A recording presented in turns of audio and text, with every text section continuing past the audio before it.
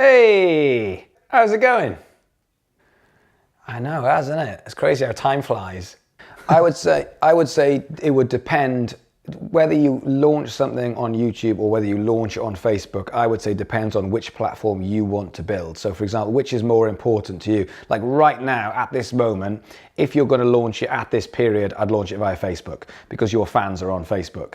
I would say if you say, I want to get YouTube so it's massive, then it needs to be in a strategy and campaign that's going to build up and build your YouTube. Because at the moment, if you stick it on YouTube and then you're going to have to go everything via Facebook, Facebook and YouTube don't seem to get on. So when you post a video on Facebook, it looks fantastic. When you post a video on YouTube and link it on Facebook, it just looks a bit shit. So I think right now, if I was going to pick one, I'd say your audience is watching you on Facebook. So therefore, whilst you build YouTube, I would do it on Facebook. Yeah. I think one big thing I would say is when you're building this audience and when you do this kind of subscription idea, for me, because I think it's a really good idea and I think it will work because what you're actually doing there is rather than saying we'll put stuff out, you buy it, and then we'll put something else out and you buy it, what you're saying is almost in a bit of a Kickstarter way, you pay up front, you pay your 40 quid and you get whatever it is. I think the key is because for you guys then it becomes about what you're giving them. I think it's just about that imbalance of power where all of a sudden you're saying, but for 40 quid, we're going to give you 1,000 quid's worth of stuff, because effectively you're not going to give them £1,000 worth of physical CDs and merch, but what you are going to give them is, and this is where stuff like vlogging and YouTube and all that kind of stuff, what you're going to give them is you know, content, like for example, whether it's daily content, weekly content, however you're going to wrap it up. But when the imbalance of power is someone going fucking 40 quid for what I'm actually getting,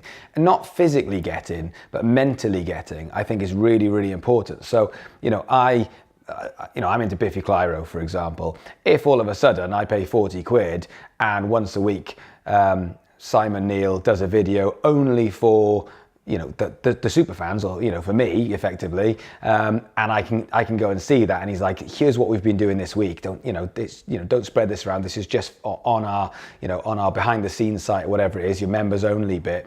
All of a sudden I'm like, fuck, that's like, no, you can't get that shit, like I can't get that. So for 40 quid I'm like, that all of a sudden is bargain central. Will I get a CD? Yeah, but I don't need a CD. I mean, I'd like a CD because obviously I'm paying my 40 quid or whatever, but I don't, you know, I'll get the CD on Spotify, I can buy a CD for a tenner, I'm not getting value for money, but what I'm actually getting is an insight into the bands that I love, and you've got a big follower and fan base, so I think one thing that's really important is that imbalance of power of how you can say, yes, you're going to pay 40 quid, 50 quid, whatever it's going to be, but over a 12-month period, you know, you're getting £1,000 worth of shit.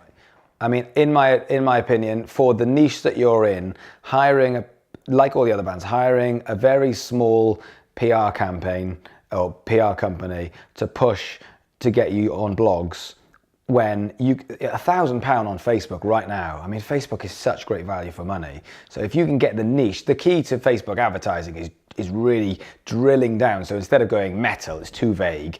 It's to try and find, rather than 1 million followers, you know, because for the sake of a tenner, you're going to hit somewhere between 1,000 and 4,000 people.